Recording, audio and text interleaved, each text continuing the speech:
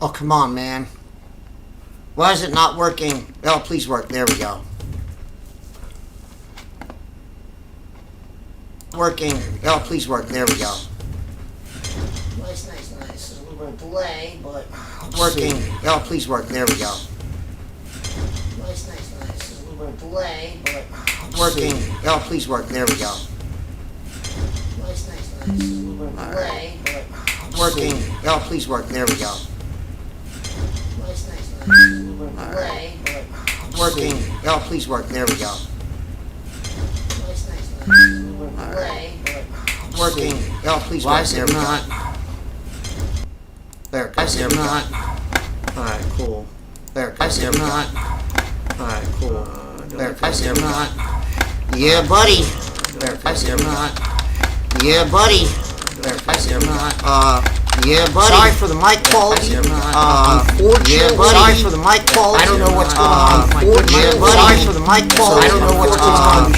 Yeah, buddy. Sorry for the mic quality. I don't know what's going on. Yeah, buddy. Sorry for the mic quality. I don't know what's going on. Yeah, buddy. I mic quality. I don't know what's going on. Yeah, buddy. I mic quality. I don't know what's going on. Yeah, buddy. I mic quality. I don't know what's going on. Yeah, buddy. I mic quality. I don't know what's going on.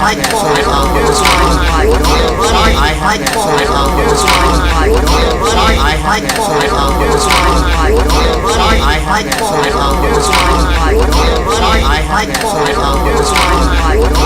might fall, I don't know what's going on. I might fall, I don't know what's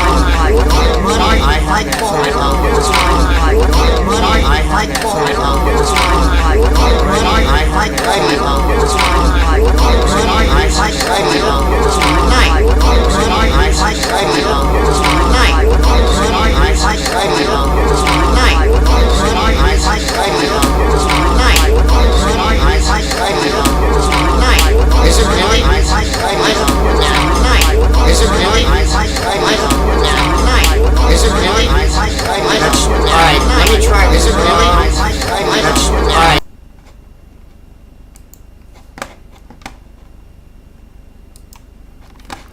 Shit.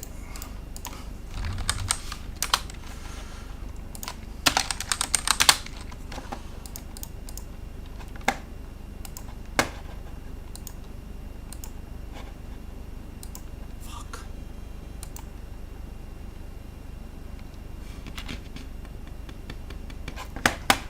Damn it.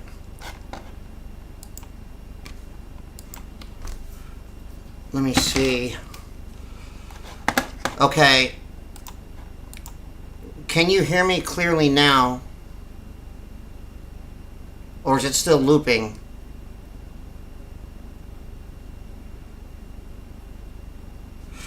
Let me see. Alright, cool. I don't know what happened there. Alright, cool. I don't know what happened. Okay, sorry about that, guys. No idea what happened there. But, willing to bet it was something. So I have a lot of crazy stuff going on. First, now, I want to kind of start on camshafts because I find it interesting that Keflord went to go. Why is this thing being so slow? Outlook Live Mail. Login. Where's my Outlook Live? There we go. Why is my internet really slow right now? No, that's not what I need. That's cool. I can't get into my email. Oh, there it goes. That was so weird. Okay, so how long ago did they tell me about this? So, I got a notice about, I want to say, almost a month ago on the K20c4 camshafts. So, for those who don't know the difference, the C4, yeah, so, alright, Andy has a very valid point, and I want to start there, because there is no way to turn off currently phase limiter pin controls. So, or as cam advance. Now, you can risk, a drop-in cam will work, okay? Loki, where'd you, give me one second. Loki, where you at?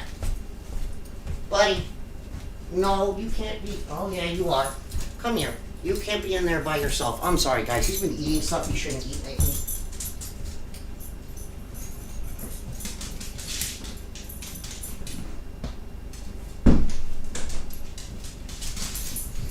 You can't stay in there by yourself. He chews on all sorts of stuff. Okay, so yeah, unfortunately, it just won't work, right? And that's just one of those things. Now, until I have talked to Doug, yeah, correct. Drop-in cams don't require phase limiter pins, and that's fine. That'll absolutely work. 100%, Andy is right. Drop-in cams don't require phase limiter pins, don't require valve train, none of that stuff. The other thing is, though, if you have an automatic, right, like a big camshaft might not help you. And I'm going to tell you guys outright, for Keflords, a stage 1 Keflord absolutely has less power between idle and like 3,500 or 3,700 than a TR2 because it's a bigger camshaft than a TR2, a stage 1. So you will have reduced power output, but from like about 4,000, it hits like a freight train. Never stops. Sorry guys, 727. Sorry sir, whoever you are, I will have to talk to you later. And plus it's already well past business hours. So, anyways, now I've seen it where people do it, and they run a stage 1 or something comparable with no phase limiter pin. I've seen it where people have not put phase limiter pins in TR2s. Now that is a big risk. Now, you would have to actually physically measure and see if you have, I think it's 100, basically 0.1 inch on the intake and 0.08 on the exhaust, or is it reversed? But you want a good amount of clearance in case you have any sort of valve flow. So, and the other thing, yes, well, I'm going to tell you, Andy, if I had somebody that could be here, I had the opportunity, and I reached out to people, and I told them, I can test this. I have been talking to Honda, and I can test this on an Accord, but the car must be here. The reason the car must be here, and it must be on Honda, is because if we have a problem, it can be resolved firsthand. It cannot be installed remotely. I need to make sure that it's installed properly. But yes, and that is a patience thing, and no, it is not a freebie, even though it's a testing ground. And people generally don't like to hear that. So when they don't want to hear that there's money involved, even though there's test bed, they're not realizing the advantage they have. They are going to be the very first person to ever have it. They are going to have something that no one else has. And at the end of the day, they're making the platform move forward. Now, I wouldn't do something like that at full price, right? I would try to help them out, but there's limits to what I can do. I can't shut down a business for R&D for something I'm not making any money on. See, I want you guys to keep this in mind. Something like that on the Accord, I don't make any money. I make $0 on something like that. And I have put time and money. I have purchased injectors to test, all sorts of stuff. And I can't just keep coming out of my pocket because that is not my forte. At the end of the day, it just doesn't work, right? I'm not making money on something like that, right? And people say, well, people will come to you. No, that's actually not really true. They're going to go to the people they were going to before. And that's how it works. It's just like when the camshaft came out for the SI, right? The first word in there, and I'm telling you, it made some people upset. When Honda came out with the camshaft for the SI, for the lobe, somebody put in there, does it work on K-Tuner? Meanwhile, I will tell you, it took years for them to come out with that and to do that. And the first thing to be thrown at them was like, man, they're doing all that work, right? And the first thing they ask is if it's done on a competitor's software. And that's like a proverbial slap in the face. So that's where I don't have a problem working on it, right? And I don't have a problem dealing with it and doing install and dealing with the R&D and taking my time to tune it. But the install and the dyno time and stuff like that can't be free, right? It can't be free. I can't do that as a zero. I have suffered doing that, and it's so bad. And right now, I haven't been doing the lives. I apologize, guys, but literally, I have worked 15 days straight I don't even know how I have energy right now. I'm running on, like, I don't know, vapor fumes or something. I don't know. I don't even know what to tell you. It's like somebody else is just kind of kicking me in the ass to keep me going. So now I want to talk about another thing that is going on for the later model cars, and it's the CanFlex stuff, right? Now, all you FL5 and DE5 guys, you can't use a regular flex fuel kit because Honda has now done it through firmware. CAN bus, a true CAN bus flex fuel kit, a true CAN bus communication, works 3W2 port. However, the problem is the right here is this fitting's not bad. The problem is this fitting. All right, this is an NPT 90. Now there's no way I'm gonna be able to show this on camera how small this is in here. Like, I don't know if you guys can see. That's not really kind of relevant, but for reference, go ahead. Okay, I'll take a regular. Let's see if I can get this off with my fingers here. Ah. Like, and this is why I said it's a, you know, it's a nice kit, and I'll tell you, it reads ethanol far more stable, right? Versus,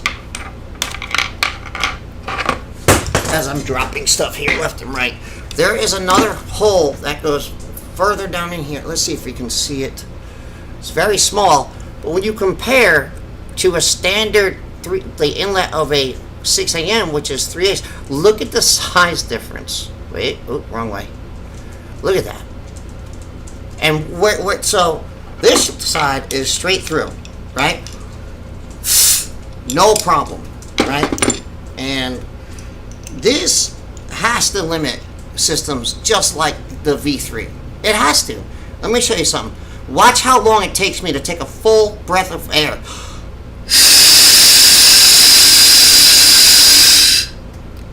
You can literally hear the turbulence. All right, you can hear it. And this, even so, this is a restriction even in Honda's own system to their own pump and cam. This is a restriction versus that's the same amount of air I can breathe through there. So why do I say this? Well, here's the problem. You can't just go throw a line on here because they have designed this where the fittings hold the CanFlex. It holds this. You can't do it. Otherwise, it will literally just pull out. Except for, what is wrong with you? What's the matter? What do you want? Are you, oh, you did. Go get it. All right, come on. Come on. Come on, come on. You're distracting the people. Oh, there you go.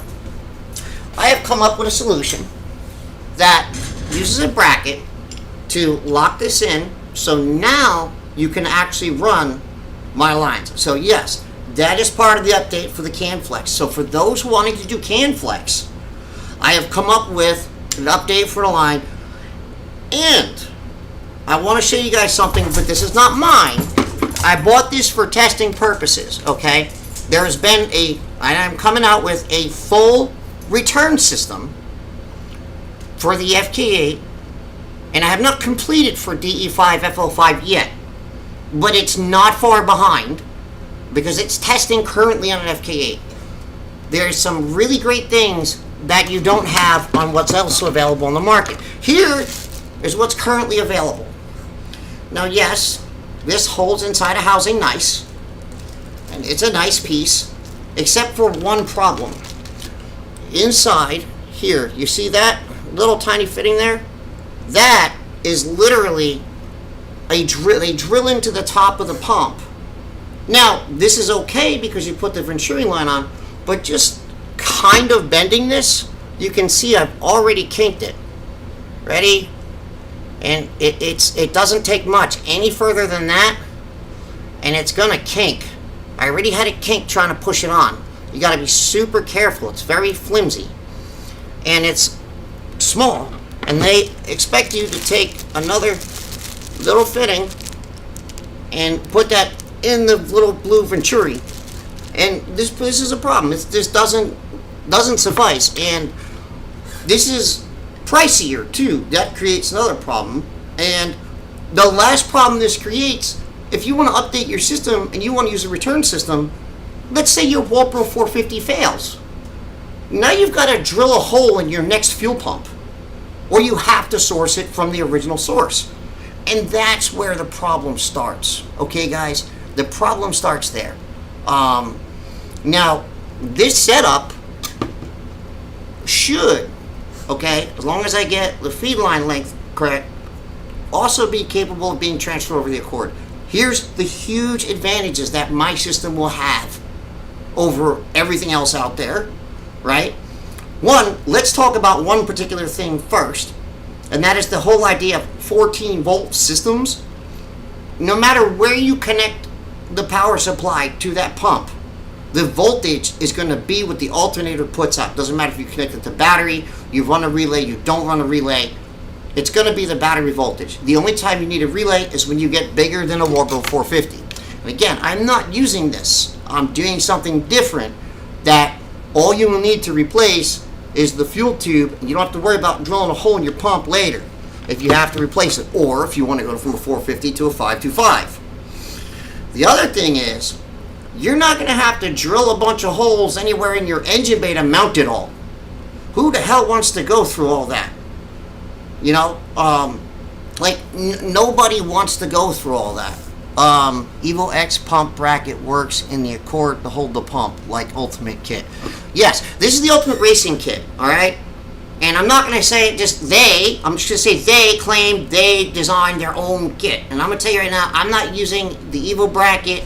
I'm not drilling a hole in the top of this pump. I'm not running this rinky-dink little line that kinks very easily. Like, I'm just trying not to, I'm telling you, that kink was just me literally taking it, and I was not pushing that hard, and it literally just, and the other thing is, I want to show this too. See how I've got that on there, right? See how easy that was? That's the other problem. It's not viable. That's going to come off at some point. It's going to come off and it's going to come apart. The pre-filter is literally almost identical to mine that I have in my basket. And so the only difference is mine doesn't look white. It's clear. It's the same mesh. So, and the cost will be hundreds less than what's available now, what's out there now. Hundreds less and the same amount of fuel, and it also you will not have to deal with setting a regulator. You won't need to set a regulator. It's going to be set for you. It's going to be a modular filter regulator in one, right? High-end stuff, not cheapo stuff. There's going to be a check valve all the way back, almost directly at the tank, so that your filter, your line all the way to the tank stays full, because that's another thing with this. Where's the check valve? There isn't one. So it's always going to bleed back. It's going to bleed back. It's going to bleed back. So I've solved the bleed back problem, and it is, man, I should just turn around. You know, that's what I should do. I should 100% just upload this video to my email and show you guys the amount of fuel that comes out of this thing. It is a lot. And I mean a lot, guys. I was very, very, very crazy, like very shocked at the amount. And where is it? Come on. Oh, there it is. Send it to my mail. And this way,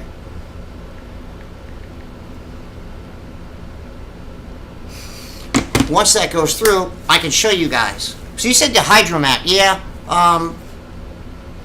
The Accord one is a little bit different because the Accord Venturi is actually pretty easy to solve.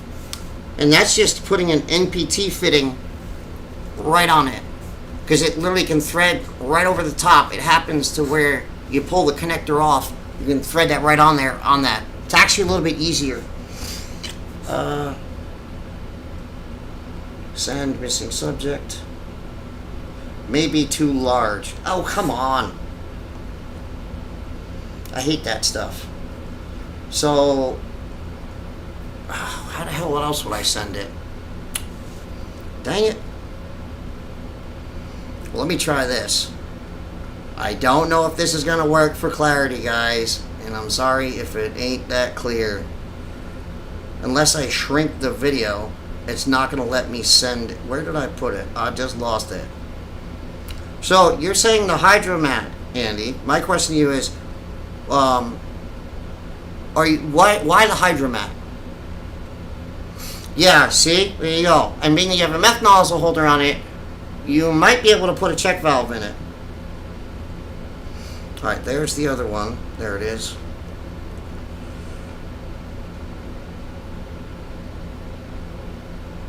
There, I'll do that.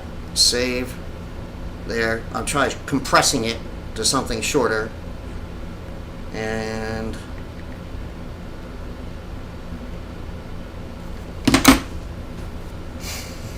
What's up, Davis? So that should go through in a second.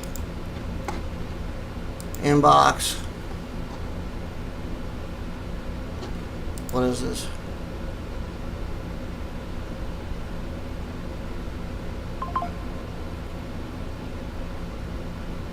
Oh, okay. Weisco just telling me. Just for those of you who know, those of you who are building, I'm gonna give you guys a hot tip, okay? Right now, Real Street Performance has the 625 stud version of the boost line rods for a steal. Okay? Not the regular ones are like 900 anyway, right?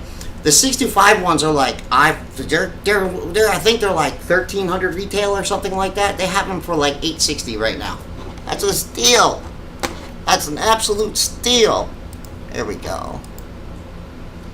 Downloading.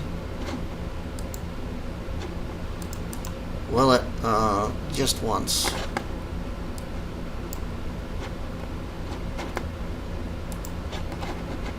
I do need to, unfortunately, I'm sorry guys, and hopefully it doesn't mess the sound up. I need to make sure I can hear it. Where'd it go? Where's my...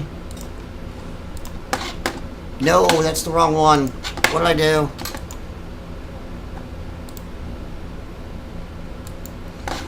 Oh, there it is. I lost everything. Hydromax a bucket couldn't keep up, so with 1650cc port and 1400cc DI. Okay, so you're saying you would empty... Well, that's a lot of port injection. That's a lot of port injection. That is a lot. Where is... Is that the volume? Is it not playing? Let's see. Oh, shit. Alright. Let's change the layout.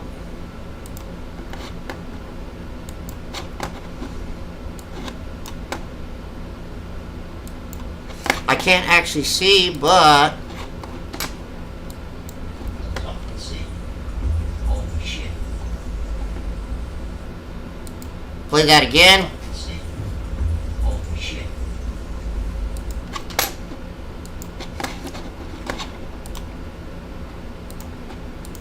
That is literally just a regular Walbro 450.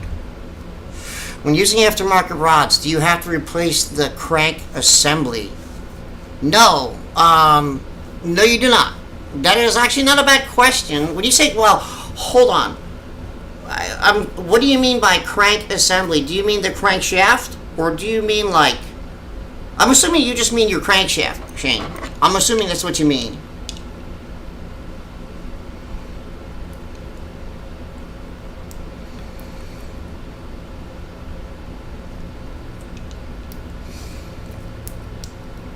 Oh. I wanna... Yeah. I probably should.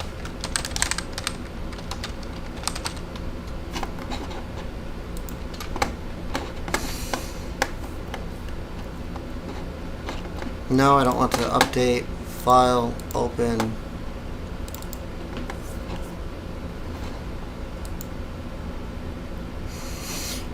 I don't want to show everything. This is just not my place.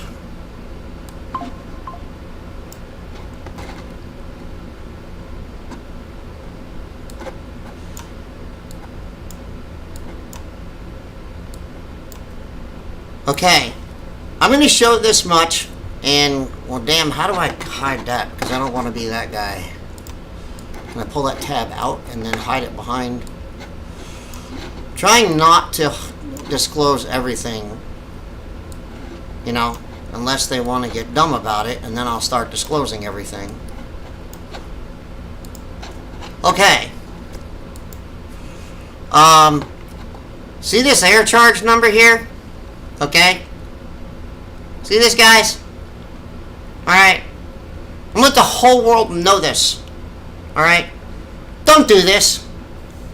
Please don't. Because it's not gonna do anything after a certain point.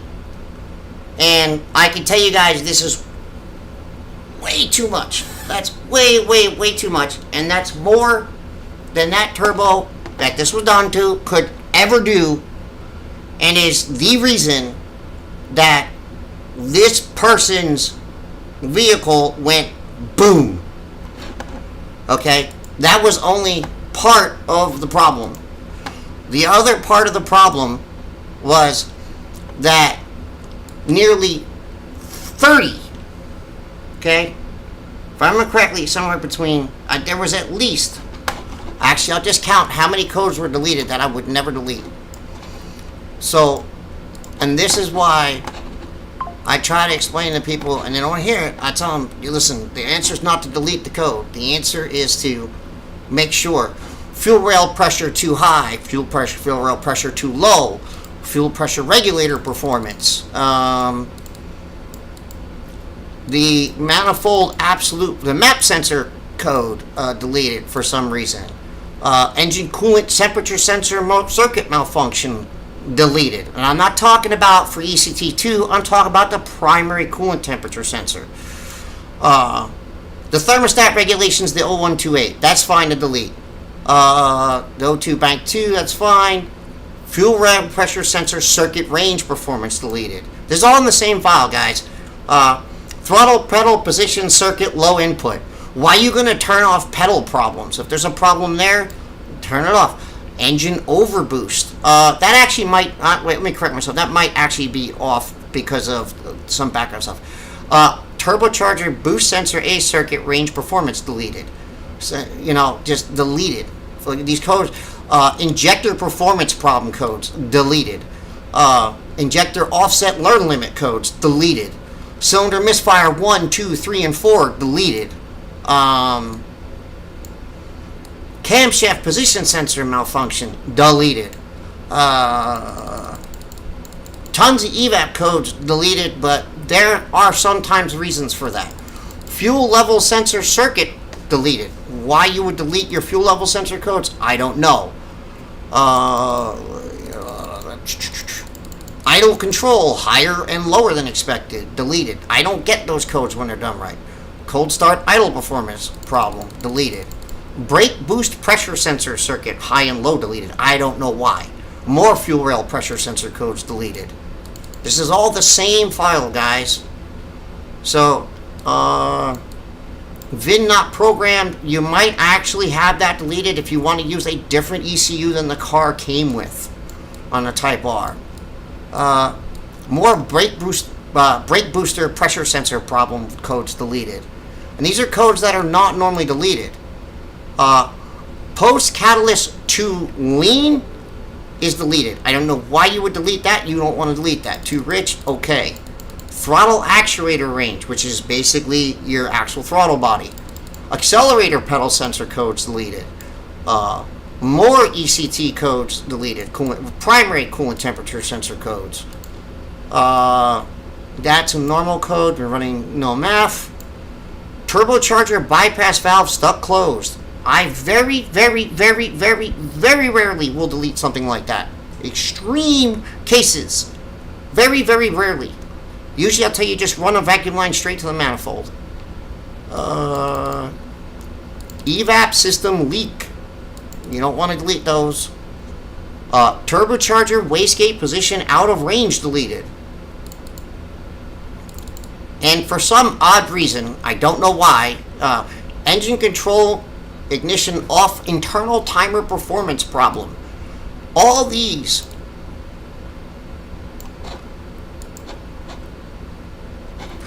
I don't understand why somebody would do all that.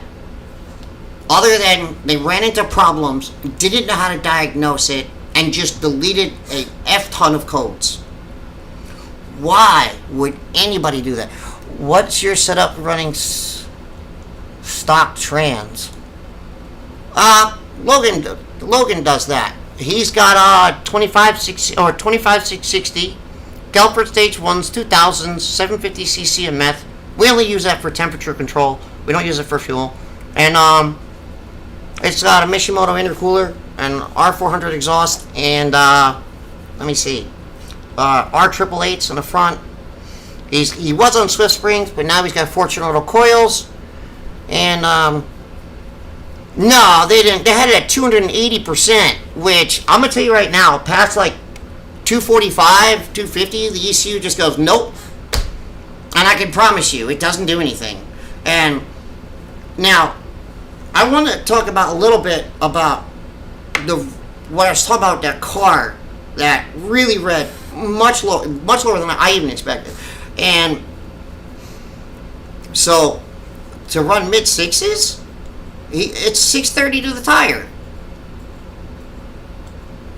630 to the tire. You do not need massive amounts to go sixes, guys. You need good suspension to get all that power down in third, and good tires.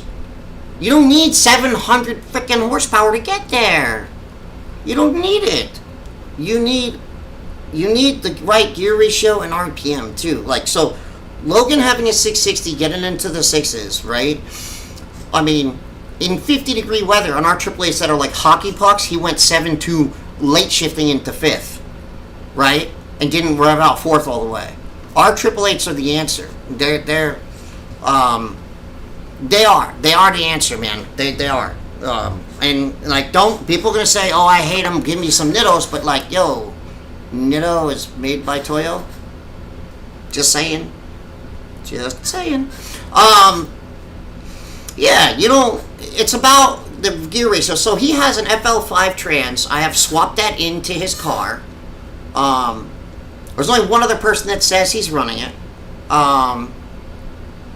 That's running that same transmission. It can be done, rev rats and all that works. So his car hits 130 at about 7,604th.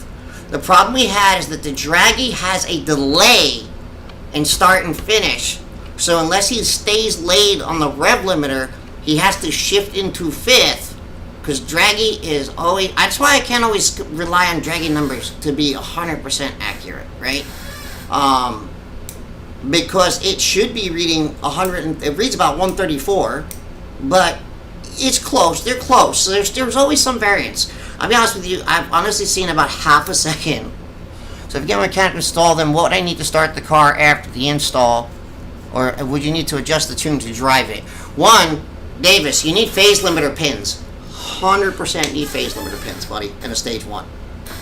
You can't just go chuck them in, man. I've measured, I've done the measurement. You have to. So, it's going to rods different from stock rods. Oh, I'm sorry, Shane. Let me go back to your comment. I missed that. So much going on here. No, what you need to just do is take your rods, measure the weight of the small end to the big end, make sure there's no big differences, and just kind of mix and match your pistons and rods so you can get the weight of the piston and rod combination as close as possible. Unless you're revving like 8,000, 9,000 RPM and you want a race motor, within 2 grams should be okay. Everybody's got this whole thing, it needs to be in half of a gram. But like when the factory stuff is like 5 and 6 grams, the difference from rod to piston, don't go nuts. So don't get too wild. Yeah, see, Andy sit there. Andy's got an Accord with the got the I guess the graph 4th gear. He says 7,700 to hit 130. It depends on your final drive and your tire size. So 275, 35, 18. Going all the way out definitely does the trick. Definitely does the trick. So,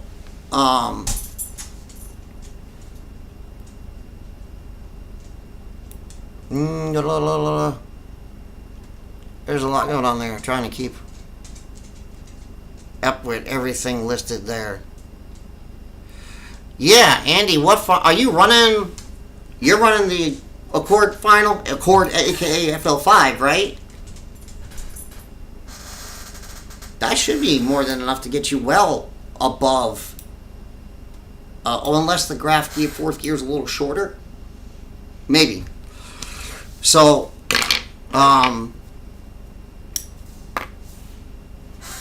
yeah, you should be well above that then. If you do the math, do you think a 275, 35, 18 is 25.6 inches tall? Diameter? You should well be over 130. Should definitely. Oh, graph fourth gear is shorter. Okay, there's your answer. There's your answer, ladies and germs. So, I want to, I don't know if you guys saw, but, oh, yes, I completely forgot. I have tested, firsthand, dyno to dyno run, does the FL5 DE5 coils make any more power than either a standard coil or my ignition coil upgrade that I sell? No. Nope. Not one drop of difference. So for you guys out there that are thinking to buy FL5 and DE5 coils, there is zero advantage of buying them, and at 100 and I don't know, retail 180 a piece. Don't burn your money. Don't burn your money. That's what I'm gonna tell you guys. Don't burn your money on it. Don't do it. So, see, Mickey Thompson drag radials. ET Street SS's. Those are not bad. The only thing I like about Mickey's is the they don't last.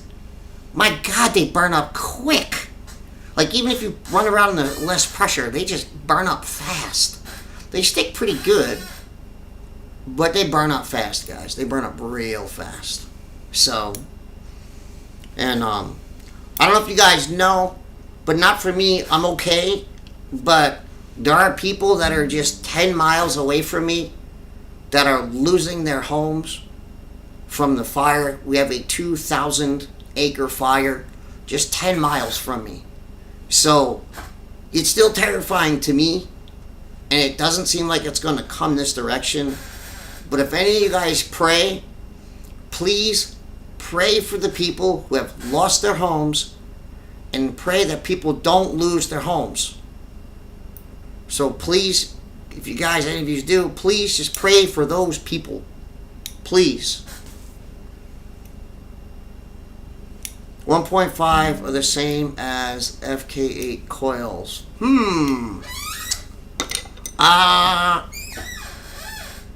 I'm not sure. I'm pretty sure they are. Pretty sure they're all the same coil. All the 10th gens. Let me see. Because I know people just throw the upgraded coils.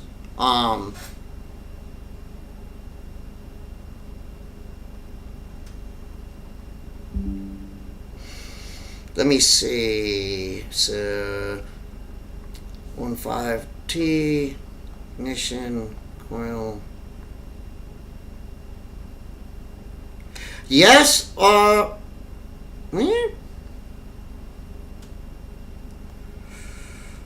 me see.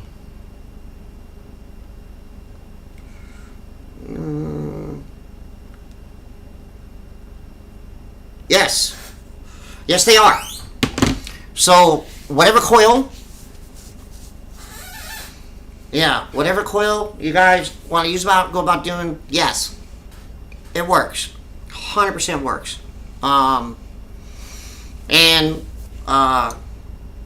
have another customer who also just kind of happens to be in Texas that I feel bad for now. That I tried to kindly warn him to not just use a street tune with, I'm not going to say who, but all I'm going to say is right now, he's got to put a short block in it now. I can't. So if anybody was thinking about skipping the dyno and you're pushing the limits of a platform, don't skip the dyno. And not everything is about the last 5 numbers. Oh, another thing. Just for clarity, after seeing some information, just to verify what this would do, after seeing a certain file, I wanted to verify exactly what I already knew and what I've already tested. And I tested this on the car, on the dyno, okay? The exact particular thing.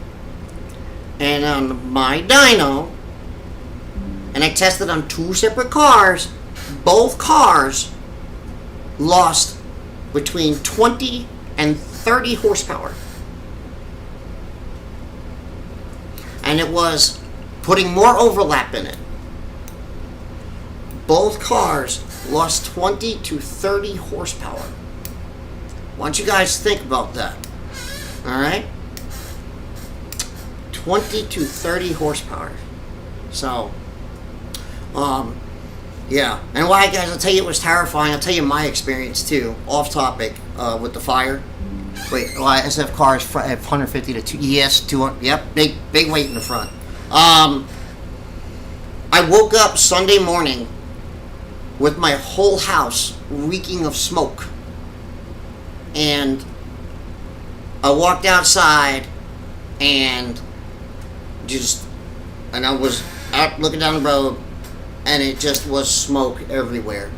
I tried driving towards where the fire was. I didn't even get a third of the way there and I couldn't breathe.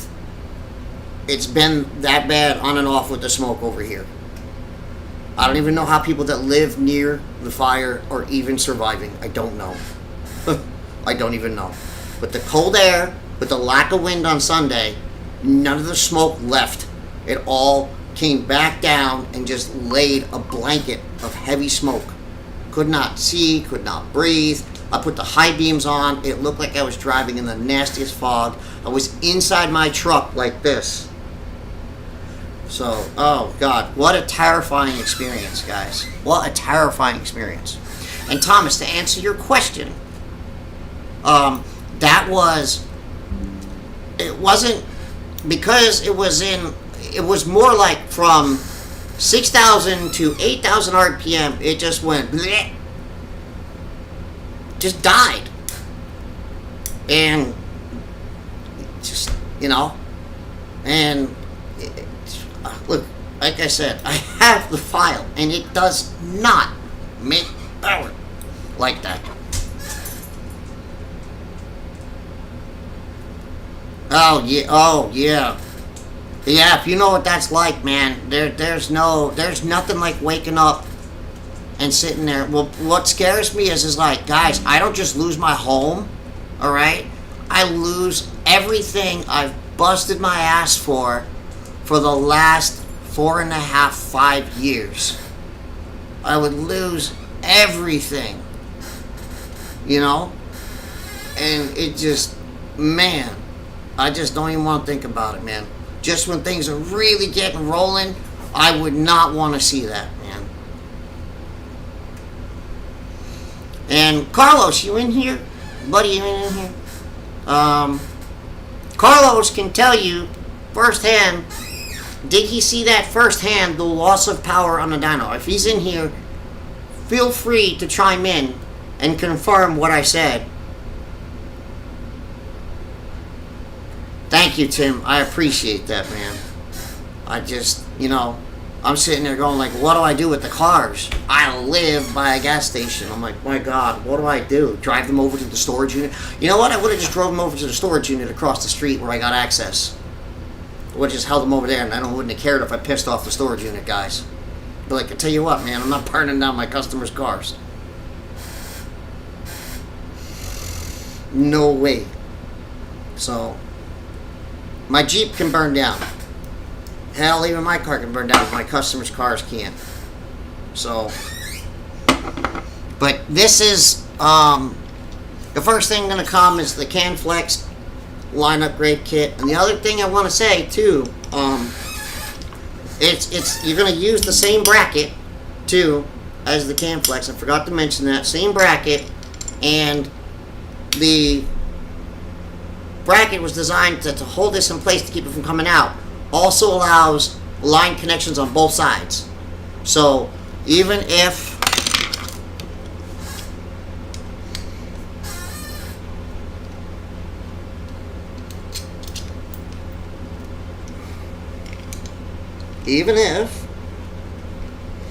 I hate this design. We have no further suspects at this time. All evidence suggests you are getting a message. That's all. Oh, that's Carlos. Let's do that. Even if I take this out, this is still not coming out.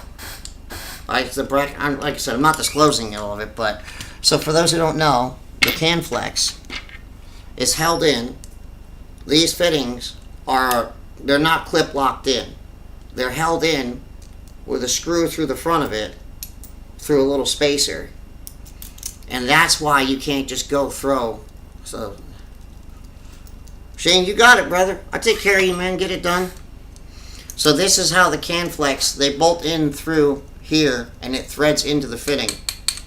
So that's why if you happen to just try to chuck, even if you just try to put one side on, all right, and I've tested this, if you try to just put one side on and leave the other one on, it can still pull the sensor out, which obviously would make it come off, and that's dangerous, right? That's still like a danger, and I just, I had to make sure. It's a very simple solution. It's not anything wild, but it'd just be helpful.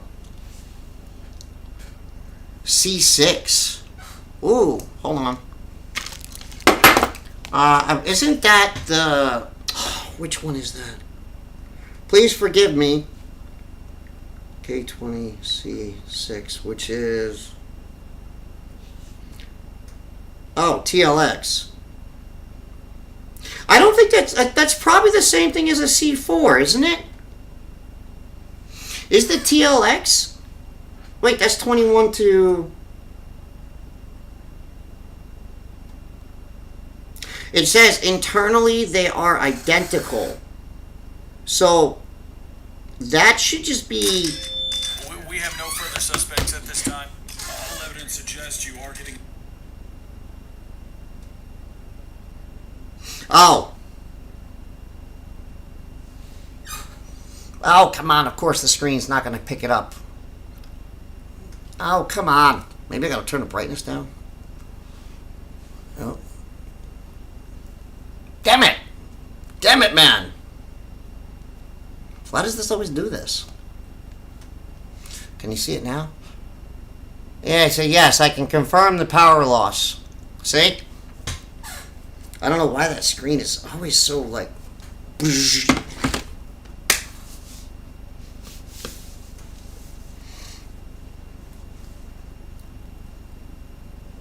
Flex fuel isn't supported yet on the C. So that's TLX, right? So let me see. It's very possible it's not supported. TLX, TL. So Honda doesn't support the vehicle, which would mean the only other option would be, if there is,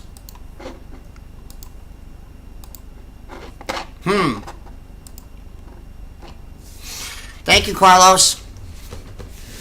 Yeah, so unfortunately, okay, so K-Tuner would have to figure out how much power do you need to shoot fireballs. All right, there's a caveat to that.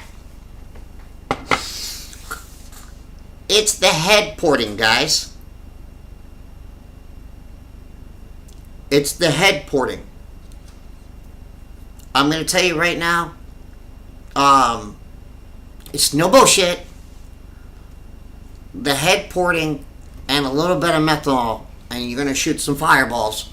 I'm going to tell you that's the answer, because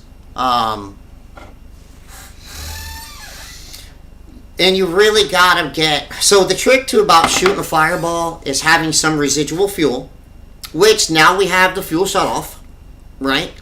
The fuel shut off delay. But you gotta generate a lot of heat to ignite post actual exhaust, to ignite that leftover fuel. And so I'm sure you guys have seen in the story where Logan's car shoots a fireball out the back of it, and they catch it. He caught it. His friend behind him caught it on video. Open that up. Let me just mail that to myself.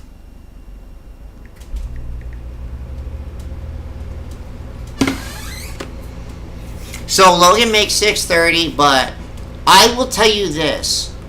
Logan has the nastiest head port work I've ever done.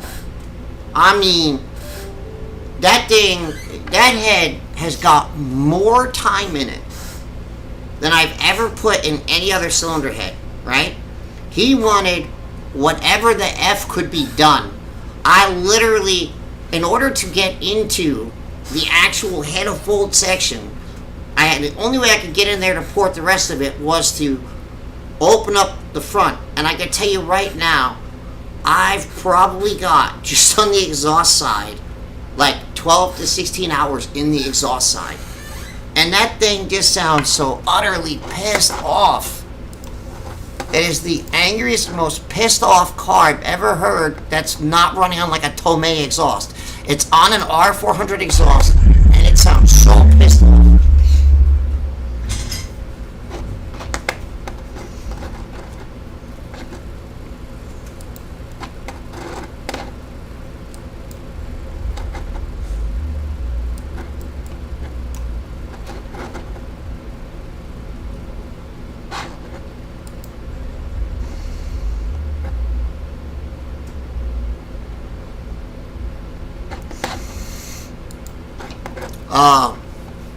That thing is just, man, we spent, so that is the kind of work. That car is specific. That head port was adjusted just for the Prackworks manifold. I want to make that clear. That head work was adjusted just for, he said, I bought a Prackworks manifold. I'm like, shit, I got to make adjustments, right? I have never seen a 25-660 make 630 on under 30 pounds. Hell, I've never even seen a 25-660 crack 600 under 30 pounds of boost. Ever. And that thing is just outright nasty. And it sounds like I've cut the resonator out of the exhaust on that thing. It sounds like an old school pissed off turbo Honda. It does. But every inch of that cylinder head, not just, like, I didn't just pocket port the exhaust and leave the outlet. Every inch of that. Yeah. So, yeah, man, like, that's a lot of extra work. That caveat to that is not standard port work, man. That's $2,000 in just port work, not including guides and everything else. That is a very special cylinder head. There's only one other person that's going to have that same type of port work done. So, with that head, my car is close to that, but not as in depth. And I can tell you that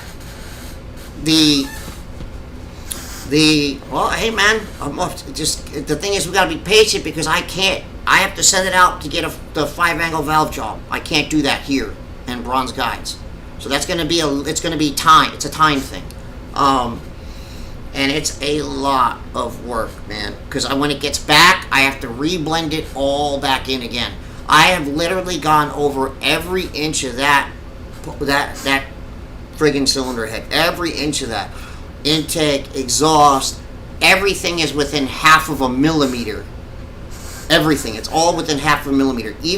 I even took the time, because you know how each port is different between 1, 2, 3, and 4 on the exhaust because of the angles. I even took the time to check out the shape, the measurement, the diameter there. So that's why that car is so pissed off, because most people just pocket port the exhaust, and then that port shrinks again, and then has to grow again.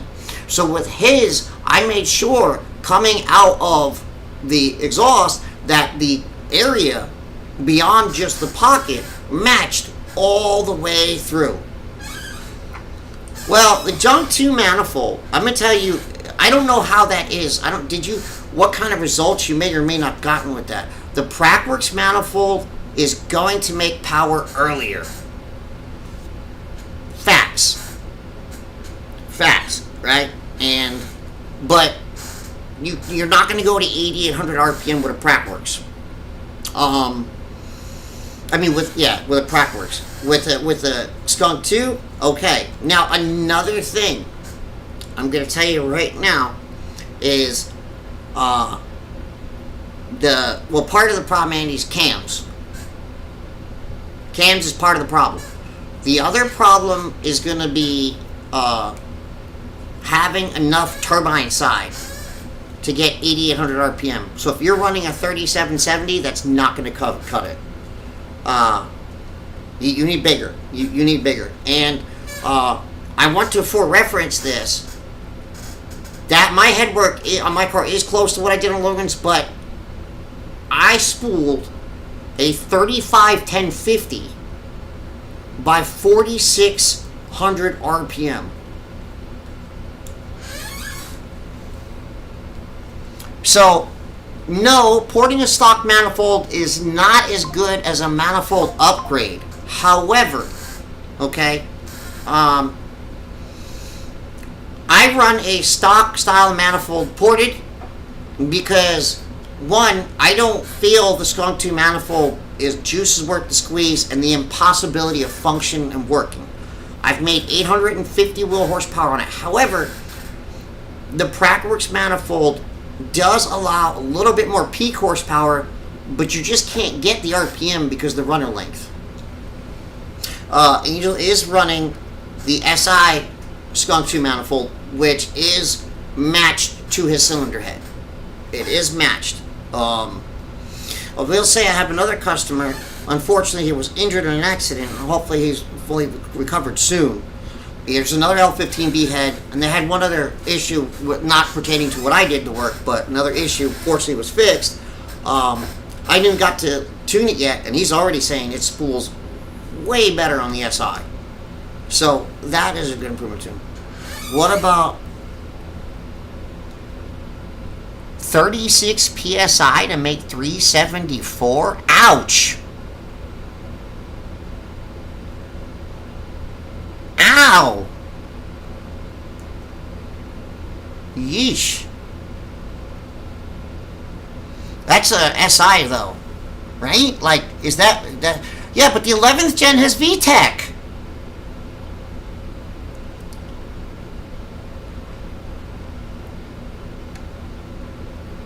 Oh, it's you, Brian. You're there. Cars and fish.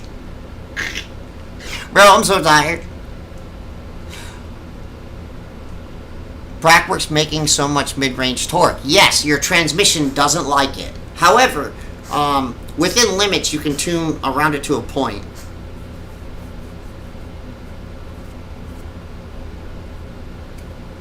I'll agree with Andy's statement. Yes, a stock ported manifold is in between.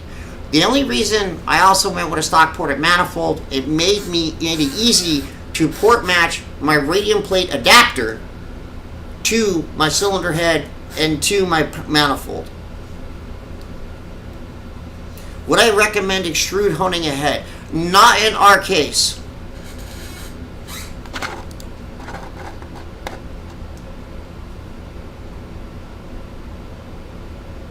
The bottom end must be built out of tungsten. Oh shit. R365 turbocharger? Ouch.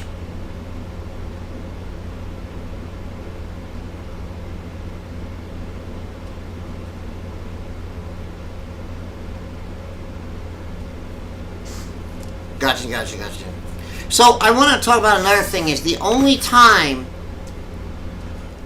good reason for no extrude honing. Well, the thing is with extrude honing, that's better for manifolds than it isn't always for cylinder heads. Extrude honing doesn't allow you to shape the port. Okay, extrude honing just removes material wherever there's friction, and sometimes you want to be able to reshape the port. Extrude honing is always so. If you have a right-hand turn radius, right, on the cylinder head, and what it's going to do is the outside radius is going to get pushed off more because you're pushing out and around. The inside radius can't be changed. So that's the reason.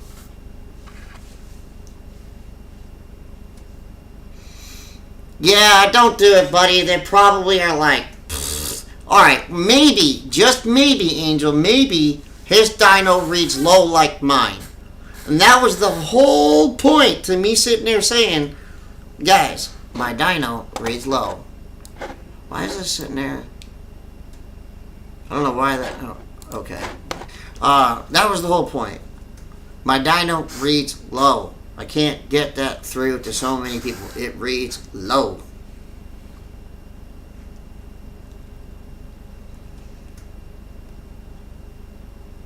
Let me see. Ouch! Well, Darth, I'm going to say there's just too much torque, and where you put the power matters, right? When you're getting to, like, the SI, and you want to make horsepower, right? Like, just throwing boost at it, you really need to be on a dyno. Yeah, so, well, let's put this very clearly this way. 500 on my dyno on a Type R has no problem beating a Hellcat. Not 530, not 540, not 550, 500 has no problem beating a Hellcat. So, that should be words, speak volumes in itself. So, and those numbers, guys, they're accurate. Alright? The heat of the actual intercooler came up in temperature for the weather conditions. Okay? The boost pressure, the timing, and the air-fuel ratio, and the cam timing were all seen on that dyno pole. I could see all the information in the log there. It's not my place to disclose that stuff. Alright? On what I posted on that dyno, the difference. Okay? But all the information there spits out the other end the correct power number. It's not going to be but more between 460 and 470.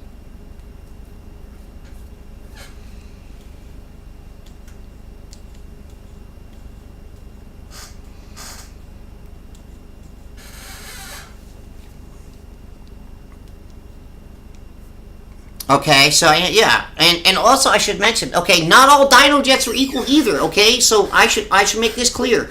Here is where a dyno jet falls short, all right? Every single time. I've seen it time and time and time again, especially in a turbo car. When you have a car at altitude, not at sea level, a dyno jet in an air charge based car will read higher. It will, 100% fact. It just does. It's just the way it is.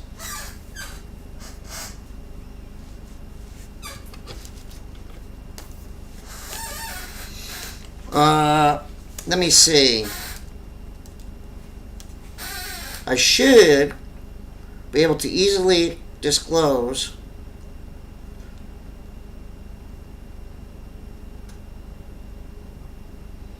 damn, I got a lot of logs in here. Hopefully I didn't close it and reopen it. Nope, I didn't, thank God.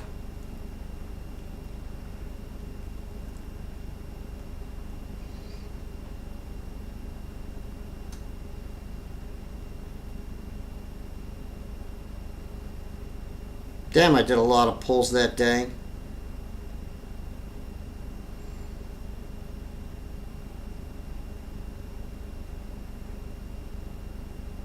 This matches exactly what I expect out the other end.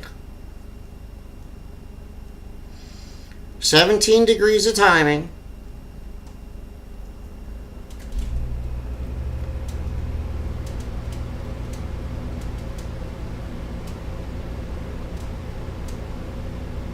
Peak boost of 28.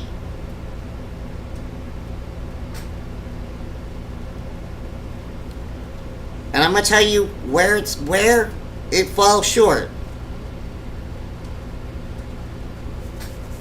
AFR, cam timing, boost pressure, and I'm sure SOI is not up to snuff.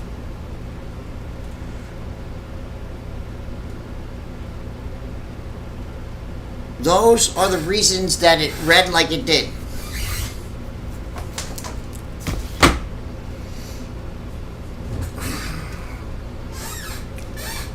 And it was on the recommended ethanol content.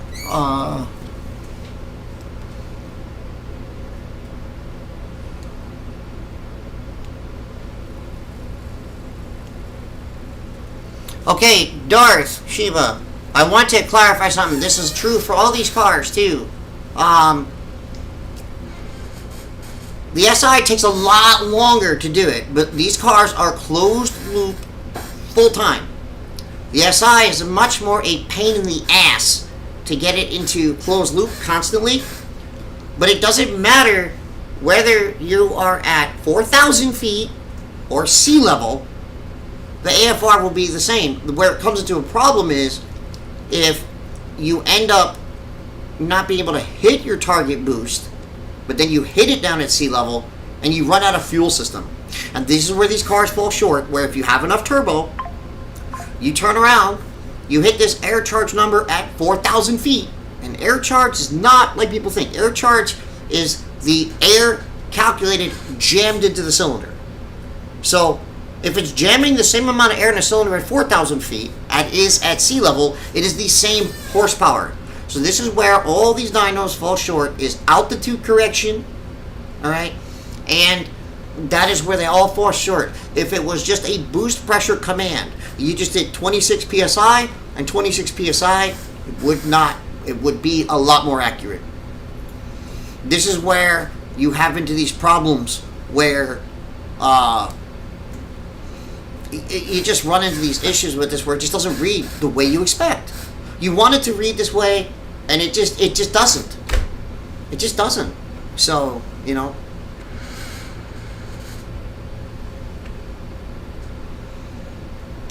See, Shane, the one thing I don't know is how SI pistons hold up. I will say this. You might want to think about at least maybe getting the cylinder walls touched up. Knock control was always higher in Lancaster than in...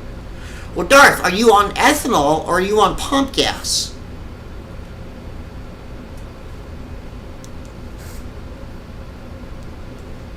.600 stock block and head, 600 low horsepower. It's possible with a cam. You see, your K control was higher. What was your ethanol content? I'll tell you, Thomas, you're not doing it on stock cams.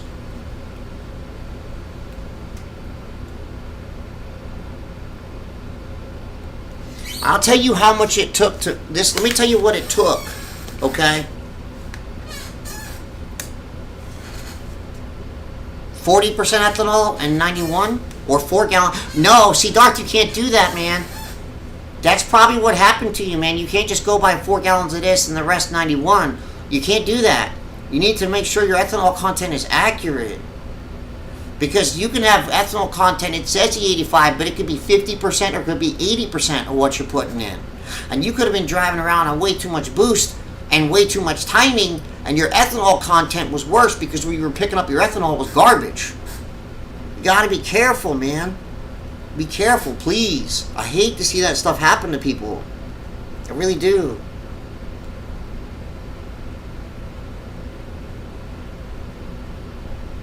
Wait a minute. Oh, where is it?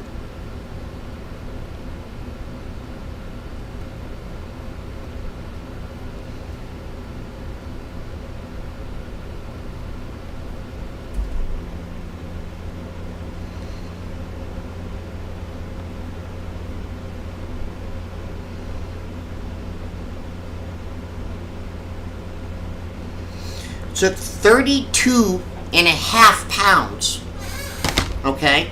32 and a half pounds. 20 degrees of timing and 32 and a half pounds on the R6 series to make 538. 32 and a half pounds.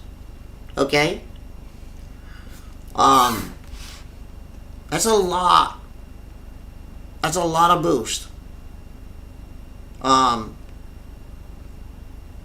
Yeah. He can play a role too. I'm not gonna deny it. He can play a role too. That's what was hurting this car. It would probably have done better if it had a good, more solid intercooler or even just methanol injection.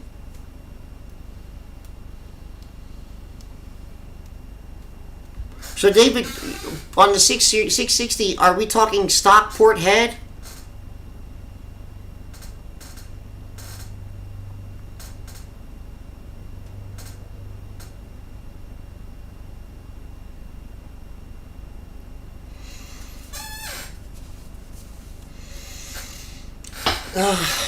I want to say you could probably get to like 560, maybe a little more.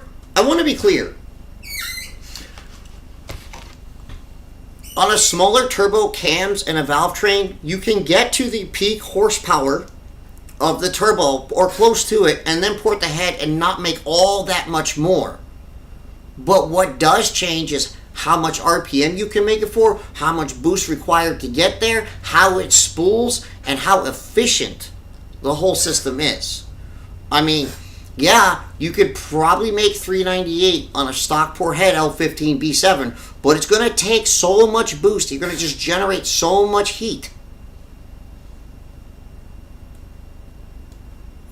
One of the advantages to porting the head is because you slow the combustion event down some, it's not so sensitive and not so violent.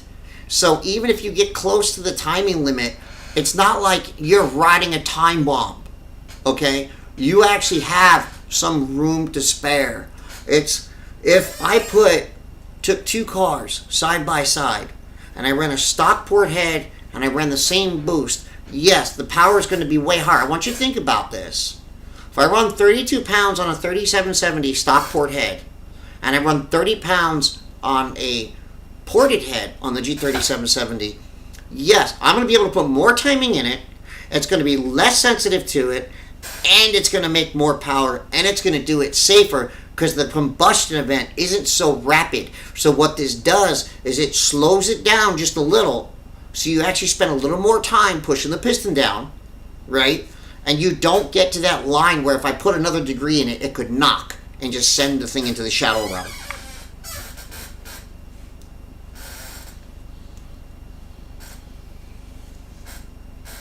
See, a spun bearing can be just about anything, honestly. So when you spin a bearing, it's not always power, right? Because he says you spin a bearing, right? So if you spin a bearing, it's plausible that you're just putting too much power for the SI oil pump. I'm going to be straightforward with you, because what could happen is you could have ended up in a scenario where the crank starts to flex. Because that little L15 crank, that's a lot of power. And it'll flex, and it'll start to bind that oil pump gear and just send material down in there. Did you guys spin number one? Or number, it's either 1 or 4. 4 is going to be, I'm losing oil pressure because my pump can't handle, oil pump can't handle it. Number 1 is usually going to be debris.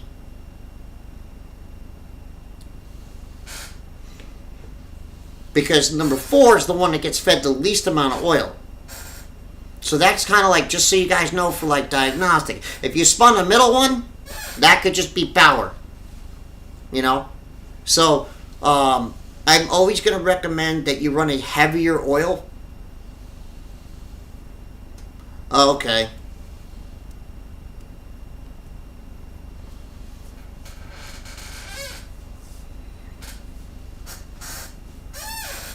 Oh, you ejected multiple rods? Damn, you know what that sounds like? That sounds like basically what happens, you just ejected one rod, and it just happened to throw material past another one, and it just broke the other one out with it. Number 4 is going to be usually starvation, oil starvation. You don't want to run 5W30. You want to run 5W40, and then let it warm up. Even, I want you guys to know something. I think it was a while ago. I think, didn't MHI make a turbo upgrade for the SI? I'm pretty sure they did. And they said specifically to run 10W40 oil.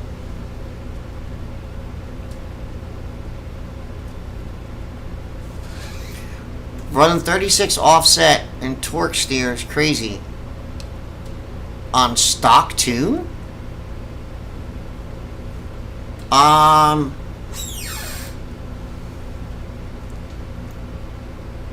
surprising.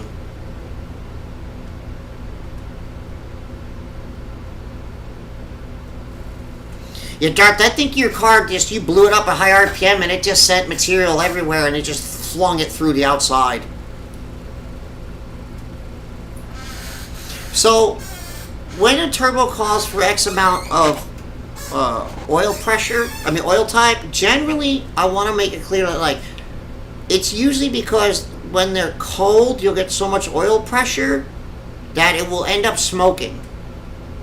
And if you have a ball bearing turbo, you should have a restrictor built in, and the weight of the oil should not be much of a factor, because the restrictor, the thicker the oil, the more it's going to restrict. A ball bearing turbo only needs a very mild supply. That's all it needs, a very mild supply of oil.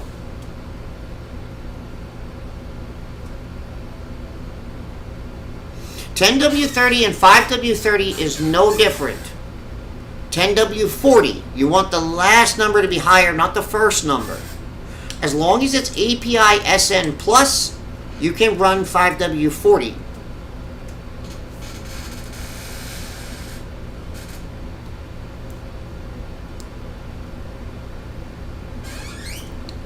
RJ, no, RJ, that's not, so, I was saying earlier, every gas station ethanol has a different quality of ethanol content, and even if you go to the same station twice, you can still have different ethanol content. So that you might get there and it might be, you might have 54% in their tanks, because they're allowed to vary that ethanol content at the pump between 54 and 85%. So you never know. So the only way I always tell people is to always turn around, leave like some room in the tank, go to a station that's pretty consistent, use a calculator, and figure out. Usually, I'm going to say most stations are only about 70%. Okay? Most stations, they're never full E85. If you want full E85, you got to go buy the race stuff. Now, the difference between the race stuff and the pump stuff is stability and quality and guaranteed. You've really got to use an ethanol calculator, and I wouldn't trust it to just say that it's going to make X amount of mixture. That is that is usually what gets people into trouble. 77% is astronomically good. The best I get around here, well, now they got a station about 35 minutes from here. The best I've seen is, and it's about an hour and a half away, the one, and then now there's the one that's in North Myrtle. Hopefully it doesn't catch on fire. It doesn't burn down. Hopefully that one's good too. Darth, that is a sign of way too much ignition timing. Spark plugs burning out is too much ignition timing or way too. Yeah, so VP Racing X85, all that is just clean ethanol. It's not any better. Oh, the DE5 Wagner intercooler. Yo, it's fucking awesome. It's fucking awesome. I want to tell you guys about something. I've been preaching the Mishimoto intercooler, and it's right for the FK8. Because they don't make a really tall intercooler. Alright? Yes, Gerald, I will get you. Just message me the next time the shot's available. I will make it work for you. Yes.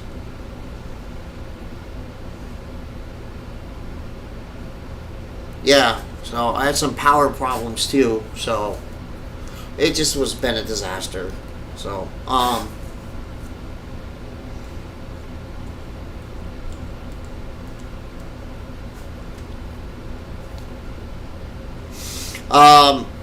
what was I saying? I got sidetracked there. What would that be due to bad ethanol mix? What that would be, Darth, is there was not enough safety limitations in your file to prevent from adding too much ignition timing from improper mixed ethanol content. So, let me see. I'll pull it up. I don't mind sharing this. I don't mind sharing this. I'm okay with this. I don't mind sharing.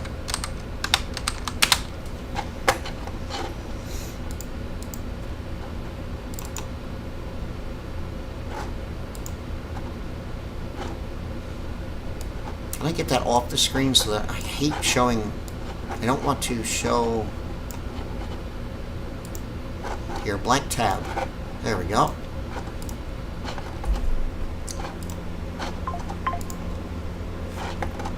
This is not mine. This is not something you do. This says 40% ethanol, 100% ignition timing, when the target ethanol of the car was supposed to be 50%.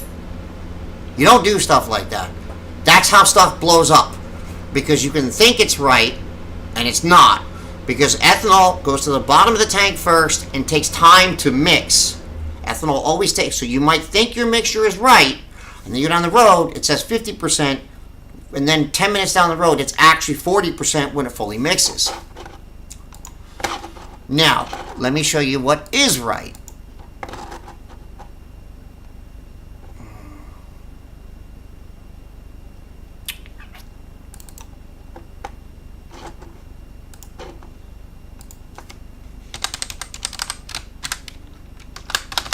Oh, where is it? Oh, great. Yeah.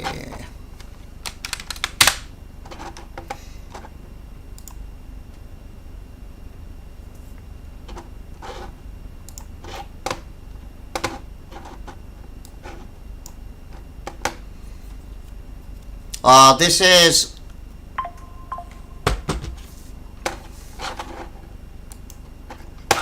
I don't think I can blow this up anymore. Can I make this bigger?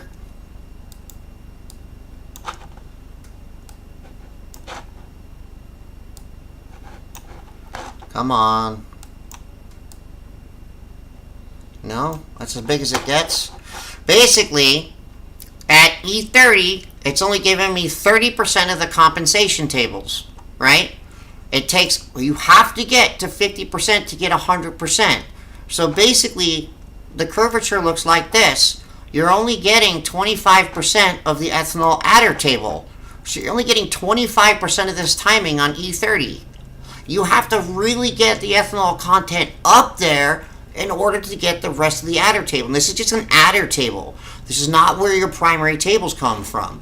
This is the problem that you're going to run into with a lot of people that don't understand how to blend an adder table, because the amount of ignition timing you get between, when it comes down to tuning, the amount of ignition timing that you get versus E30 versus E50 is not the same. It's not a linear curve.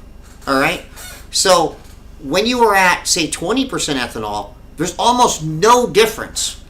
Where when you get to 30% ethanol, you start to see a stark difference where you can really start to add some ignition timing. So this is where a good tuner will make it so that if you screw up, right, they're going to put something in there where the car is going to, it's going to be slow, okay, but it's not going to blow up.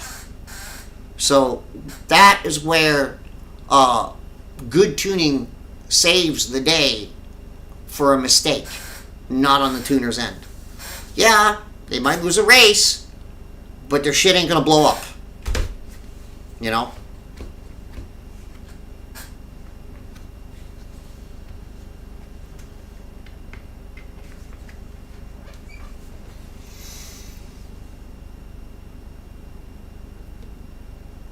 TeamViewer is live, David.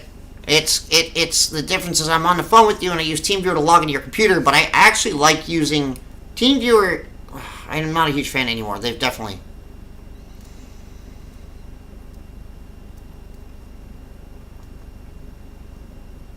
So Darth, at that point, I'm going to tell you your file needs to be completely separated, and I'm still going to tell you this to save yourself. And just choose to whoever you choose to go to, and that's fine, all right? But to save yourself problems, right? Or if you don't have the ability to actually read ethanol directly through the computer, put a gauge on it so that you know you're at the right mixture. And that if you're not at the right mixture, don't run it like that. That's all I'm going to say.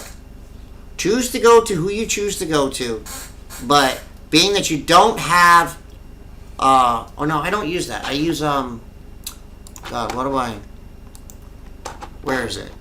UltraViewer, there it is. I use UltraViewer because if it gets kicked out, I can just hit connect and it goes right back, and I don't have to wait for somebody to hit accept. It works good for me.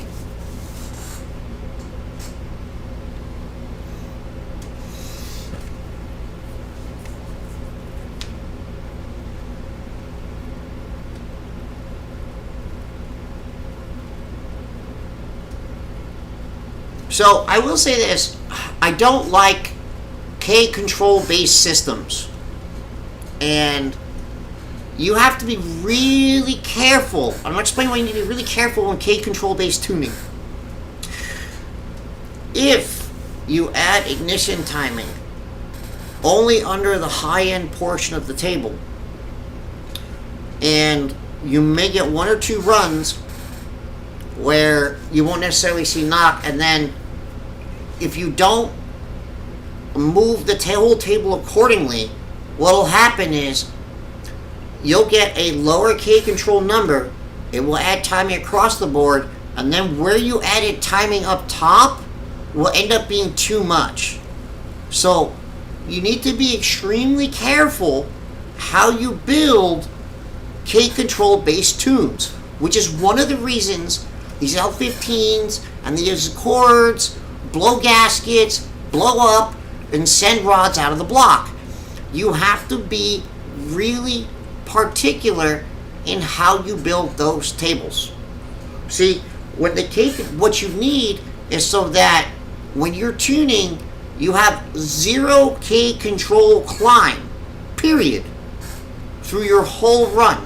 It does not matter if you have to end up at 0 degrees of timing, because I want to be clear, on an L15, usually on the top end, on pump gas, on 91, you end up with 0. I'm not kidding, it says 0 degrees of timing. Where when you port the head, due to the change of the combustion event, the change of the back pressure, and everything else, I actually was able to get 7 degrees of ignition timing. So what did this do? Well, Angel's car, when it was on E40 before, I think it made about 319. Okay? That's all it would make, and that turbo just would not spool. Alright? But it was running a fuel system, and it was out of ignition timing on the stock head. Now, on 26.5 pounds on the ported head, on 91 octane, not only that, was able to get 7 degrees of timing in it. It was stable, showed no climb in K control, and it made 316 on 26.5 pounds, which is wild when you think about it. So not only did we make it less sensitive, we got a better mixture, better control. Was it 28 when you made 319 on E40? Because I know it was 26.5 when you made 316 on 91 afterwards. So it was 28 to make 319 on E40 on stock head? Something like that.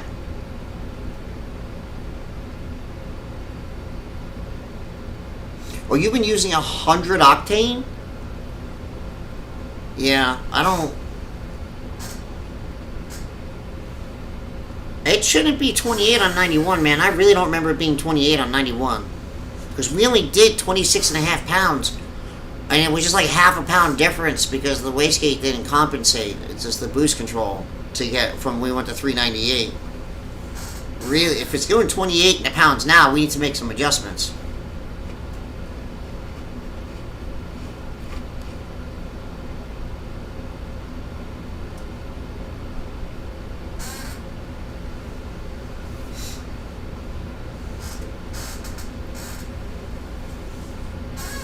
So, wait, Andy makes a valid point, but I want to explain why. Let me explain.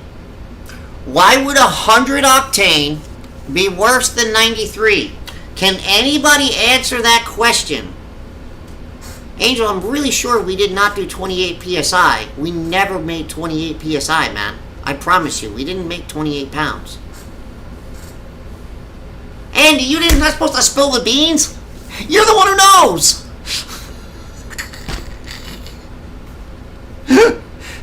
He spills the beans. He's right. Alright, Andy, don't spill the beans, bro. Don't spill the beans.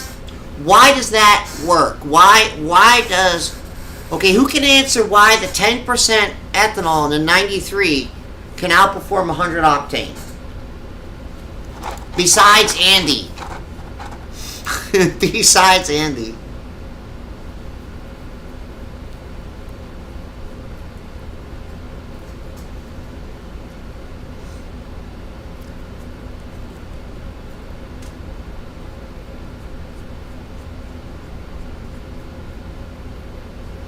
Sky Ghost 3770.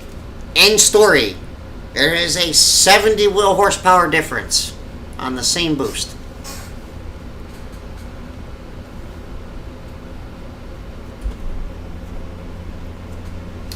Tamp was right.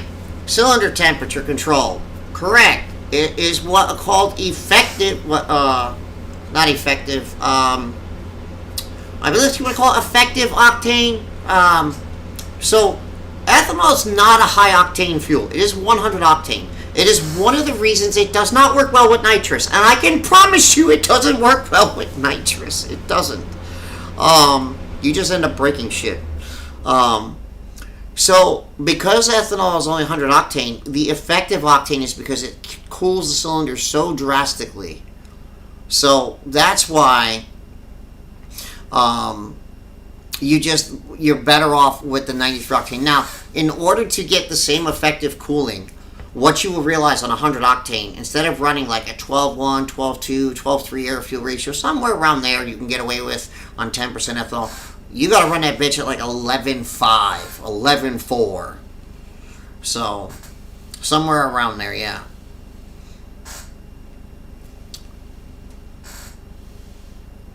Darth, I'm going to do you a favor. Not too many people are going to agree with this, but I'm going to just... Boostane, B-O-O-S-T-A-N-E, professional.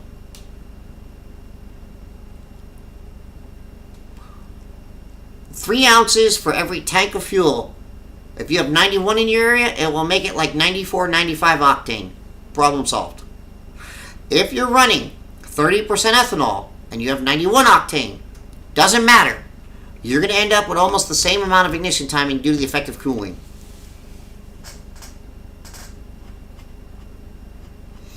I would say the 91 octane, nah.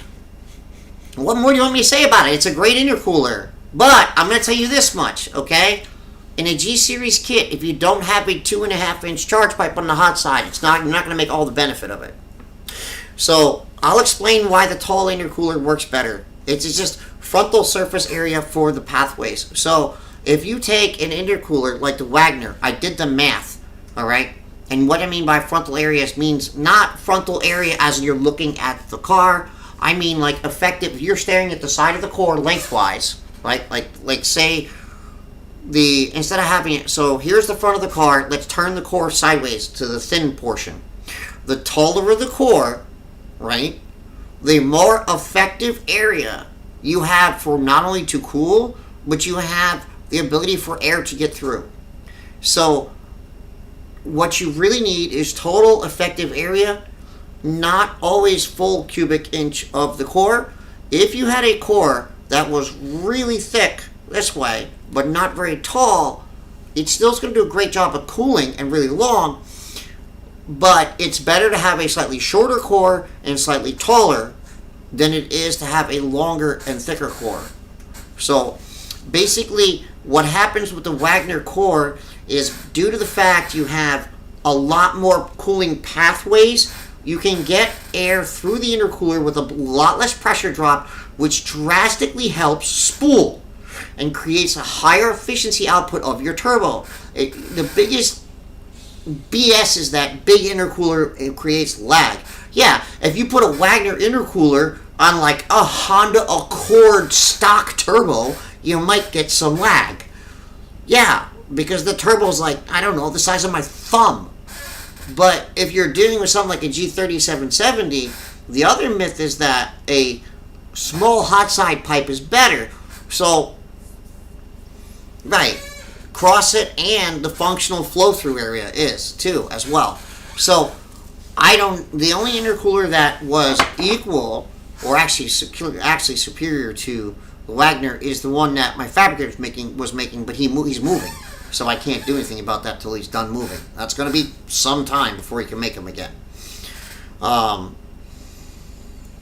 Yeah, and that's got a lot to do with it. Now, I really wish there was another Fk8 option that was tall, other than maybe like Ultimate Racing, but I didn't like the fact that the Ultimate Racing has square intakes. So it's just like, here's an intercooler inlet, here's a wall to run into.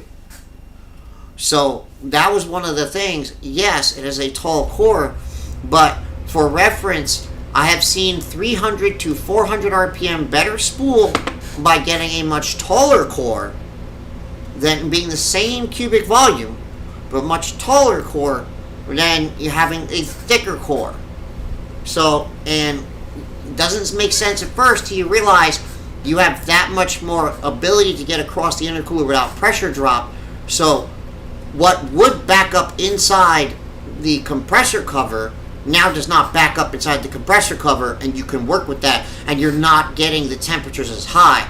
So for reference, normally on like 30 pounds of boost, you're going to see less than like 2 millimeters on the wastegate on a 3770 kit. Between the 2.5-inch hot side and the Mishimoto intercooler is good. It's not as great as that really tall Wagner. Don't think the Fk8 Wagner is as good. It's nowhere near as good as a Mishimoto. But the 2.5-inch hot side allowed him at 31 pounds of boost for the wastegate to still be at 3 millimeters. Well, in Honda terms, that's still 40% open. So that's 40% open. That means what I ran into was software problems. I couldn't get past it with having the amount of ignition timing and still trying to put boost in it. So blocking the radiator is not really a concern unless you really are hardcore tracking the car. It doesn't. Here's the thing. It also depends on the fin pass-through, it depends on the radiator, it depends on the bumper design, the area across the bumper. I can assure you on the DE5, it is a non-concern like the Fk8. If you just look at the general bumper on an Fk8, the Fk8 has a little hole like this big in the top, and that's like what feeds the radiator up top, where The DE5 is like 5 times that. It'd be like equal to putting a Jay's Racing grill on an FK8 is about equal to a stock DE5 upper clearance area. It's not a concern. There's that, and there's other factors such as the DE5, the radiator, the whole front end. There's a whole lot more room in the engine compartment, and that room in the engine compartment also allows more air to clear and get away and through the radiator. And lastly, the DE5 has a single fan. My God, one expensive fan, but that fan moves way more air.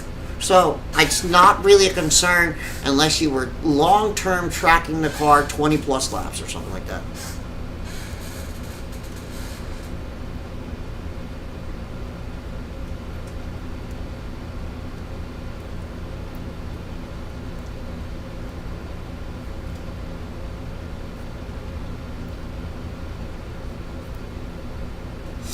You know, that's he's kind of right. And also, again, it depends on the design of the fins, too. They will say in the DE5, you have to, in order to install it into the DE5, you will have to make your own hole, drill and tap your own holes for the brackets for the Wagner cooler core to the front crash bars. They are not there in the DE5. It does fit the... Another thing is, I would recommend, although it's going to cost you more, and you're only going to use that on one side of it, the PRL piping kit that connects there and deletes the factory little pipe adapter, which honestly is not as bad on the DE5. You fucking guys have no idea how lucky you are. The DE5 FL5, that factory pipe that goes to the throttle body is bigger than the one that came on the FK8. You guys have no idea how lucky you are. But I would still upgrade that. That cold side pipe will connect the PRL pipe upgrade. That pipe on the cold side will connect directly to the Wagner. It will connect. So it'd be a nice little upgrade there too. I'm telling you, so between that combination, I have never had a 4P head make 20 pounds of boost on 3770 at 4 grand. Never happened before. And it does not happen without a tall intercooler. I have tested that on the FK8 and tested on DE5. I tested on stock head. Stock head is not as much. You're really just kind of limited on head flow. But when you're coming down to ported head and cams, that tall intercooler is a must to take advantage. I'm telling you, I am the only guy I know that can spool a G35 1050 to 25 pounds of boost by 4,600 RPM. Best way to check ethanol content, get a gauge.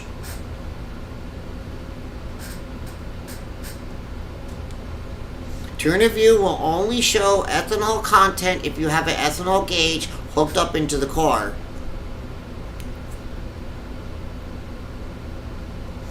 I'm fine with tuning it.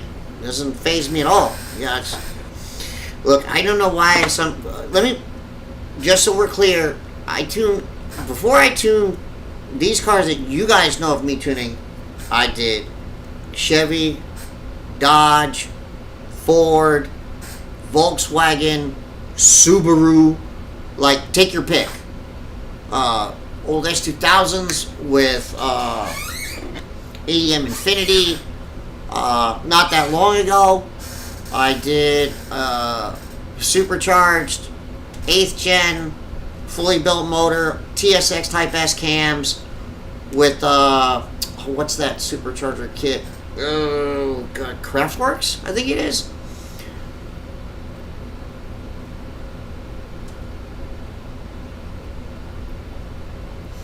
You're gonna have to get it gauged on something like an innovative gauge, and put it in. Yes, but if K-Tuner isn't built to read it, it's not going to read it. It only works on cars that are designed and it meant to read the input from the ECT2. You guys gotta understand, the software has to be there to read it. If the software's not there to read it, it can't be done. That's why you need to get a separate gauge. It's like trying to put a PRL V3 kit on a DE5 and an FL5. Honda is never going to see the flex fuel sensor content. No, he's on a TLX. He has a TLX K20c6.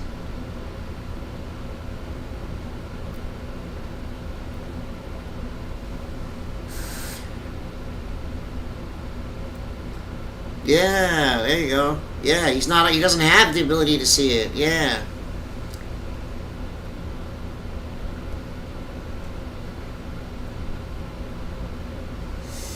Yeah. I mean, I'm sure it'll get there at some point, but the thing is, here's where it gets difficult, right? A lot of people don't realize that every year car has like 6 to 10 ECUs for the same car in the same engine. HKS intercooler on which car?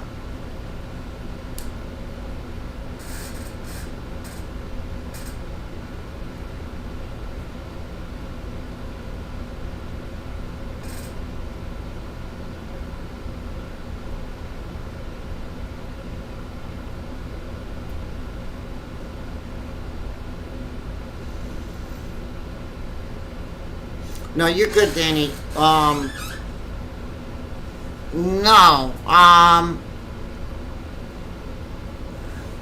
That's not a bad intercooler. Yeah, so I'm going to list the Fk8 intercoolers of what I believe into best to worst and what I've seen temperature performance in data logs. The one my fabricator makes and the one that I run. Right now, I'm not going to be able to get that. Second, Ultimate Racing. Alright? That's the second one. Then, you're going to see Mishimoto. Then, this is going to blow your minds, guys. The K20c4. No bullshit. You know why? Because it's tall. I'm not bullshitting you. And then, down the line, Wagner, 27.1, and all those are kind of just compiled in. No engine, no PRL, and no PLM. All of those are just ugh. And Perrin. Perrin's another one. Ugh. So, do not get Perrin, do not get PRL for the Fk8, do not get engine. Even on the DE5 and FO5, the PRL is the same story it was on the Fk8. You put any significant amount of boost into it, and the temperature goes down and then goes right back up.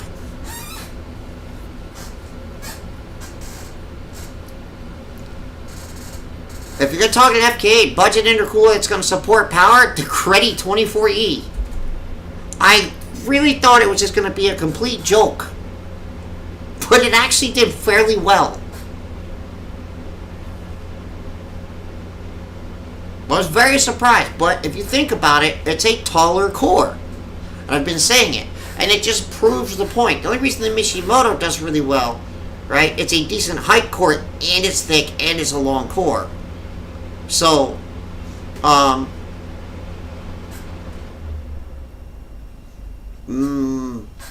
Megan intercooler? Is that, yeah, but what, for what, the TLX? I don't have data on those cars yet.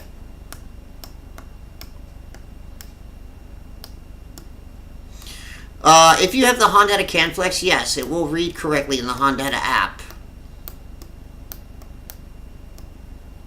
Oh, I don't know. I'll tell you, when it comes down to the 1.5, guys, you don't have as much of a problem when it comes down to intercooler choices between PRL and Mishimoto.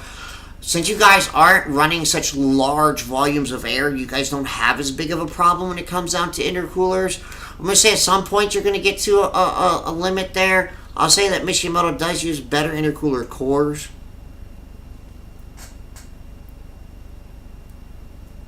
Hey, you want to solve all intercooler temperature problems? Get methanol injection. Problem solved.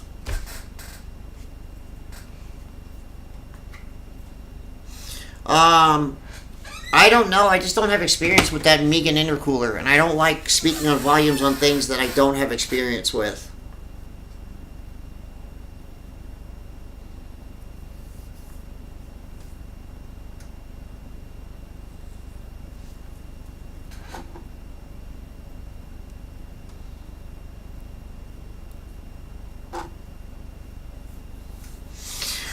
It is, and it was in and I've seen it. I have a customer that has it, and it is bigger than the FK8 intercooler was, and it's the same problem. Even on a freaking K20c4, which should not be a problem, it goes, and then right back up. Goes down 15 degrees, goes back up 35.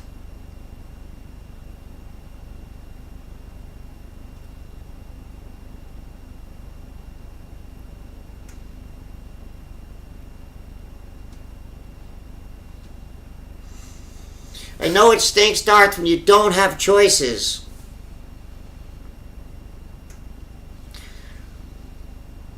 RJ, depending on the car, it's kind of relevant. I can give you a ballpark, but there's no way I can guarantee it. And just so I want to be clear, every car can be slightly different, even with the almost identical setups. But a dyno tune is always going to give you the ability to find 5 here, 10 there, 15 horsepower there, give you the torque curve you want, and make your tune far more optimal, and you're always going to be faster. Even if you only make 10 peak horsepower more, I want to make this clear, you might find 30 foot-pounds of torque in the middle, and your car's still going to be significantly quicker. You are far better off just going to the dyno. Unless it's something so redundant that you've done the same, it's like stock turbo and the same exact parts every single time. Unless it's so redundant, you know, it's impossible. As soon as you do something like put a bigger turbo on, the same-ish parts, right? Because no two full bolt-on cars are the same. I'll tell you that right now, they're not. You're so better off going to do just a dyno to fill in the difference. Oh, I want you to say something. The Garrett cores, all right? That's what the intercooler core is made out of for the one that I have in my car. Garrett cores have larger passageways and better heat dissipation. True Garrett cores, not companies that claim they use Garrett cores.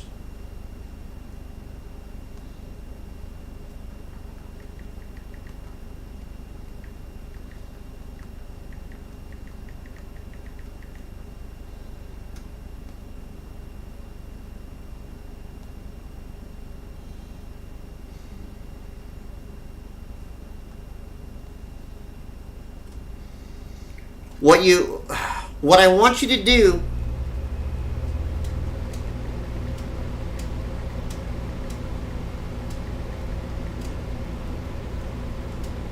I want you to type in Garrett core versus vibrant in Google. Open that page up and scroll down to the first picture you see.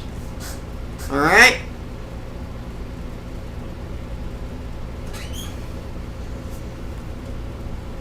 Garrett core, right there, vibrant core. Garrett core pathways, vibrant core. That's massive. Look at the amount of air volume difference between the cores.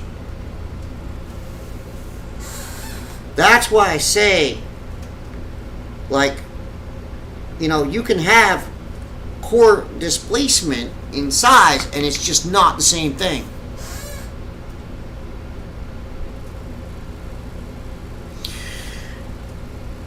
So, well, if you want to come all the way up to me, I got an all-wheel drive dyno by me, and it's a dyno jet. All-wheel drive.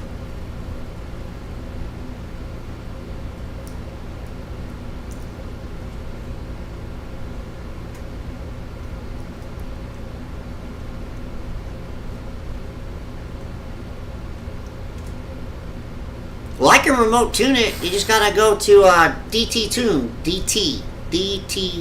I can set it up.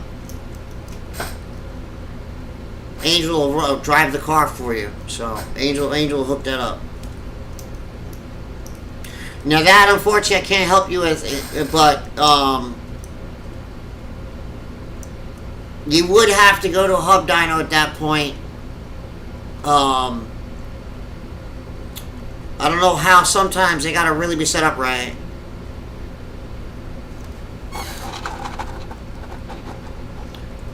Yeah, and the thing is though, like the inlet outlets, I want you guys to keep in mind too, like it really depends on how much power you're after too. Inlet outlet can matter. The FL5, DE5 have better inlet outlet sizes, but yeah, guys, I gotta call it soon, man, because I'm beat. I'm like bleh.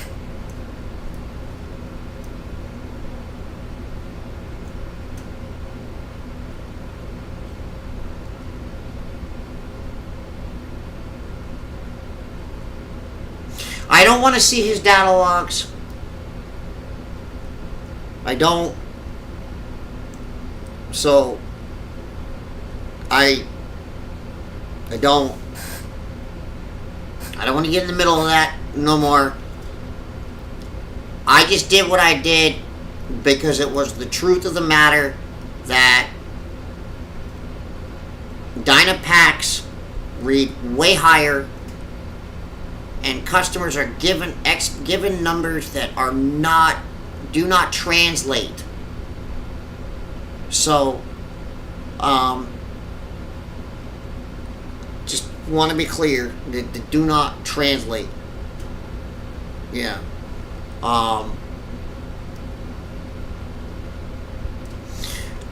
You're welcome, man.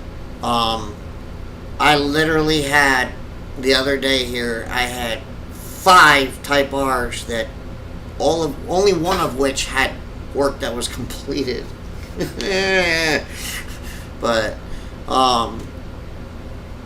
and the fact that I will say that there was comments thrown directly at my methodology saying that I was laughed at to keep it simple, stupid, right in the thing, KISS method, which means keep it simple, stupid, no ported turbo outlets, no ported manifolds, but you were spraying methanol in the car, which you keep it simple. So that's kind of like, you want to throw some at me every once in a while, man, I'm just going to give it right back. So I've just come to that where, yeah, Gerald, man, thanks, man. I've just come to that point where if you want to try to stick it to me, I might just decide to throw it right back at you. So that's why I did that. I just kind of like, you know what? You know what? Every day, every now and then, you need to just kind of keep things down to the reality of things. But listen, man, just collect your parts. Take your time getting your parts. Don't rush. Don't skip steps. If you're thinking you're going to settle for something, try not to settle. And it's the best tip I can give everybody before I call it a night. And if you don't succeed, right, don't just go sell the car, right? Because there's always a way to get to your goal. It may take longer. There's always going to be downs. Shit's always going to break. Something's going to break. But if you want to have that goal you have in your mind, when it breaks, don't give up. You won't be sorry. My customer John, who was here, the DE5, that I nicknamed that car Failure to Launch. That thing put me through hell to get it right. But man, he said literally, he's like, you know what, man, you were right. He's like, you were right, man. You see, he loves the car all over again. He's so happy. And that is what drives me to keep doing everything that I do. Make it better, make it easier to work on, and get you to your real goal. Forget about always the number, but to make the car as fast and what you always wanted it. So anyway, thank you everybody. I really appreciate it, man. Thank you everybody that joined. This was a great live. A lot of cool stuff. I'm really definitely... yeah, man, you ain't making no 700 on no stock bottom end, bruh. But keep an eye out for that return system. It's coming. And it's definitely coming. the hardest part, before I cut this short, the hardest part, guys, is going to be, you're going to have to drill a hole through the top of your fuel hat to put a fitting through it. I believe what I consider that to be the most difficult part of the whole install. You're not drilling holes in your firewall to mount shit. I'm trying to solve all that stuff for you. So if you're okay with that one particular thing, yeah. So, but right now it's going to be FK8, and we'll definitely need to go from there. Alright, Andy, you know where to find me, brother? So just shoot me a text. You know where to find the number. Thank you, everybody, and y'all have a great evening.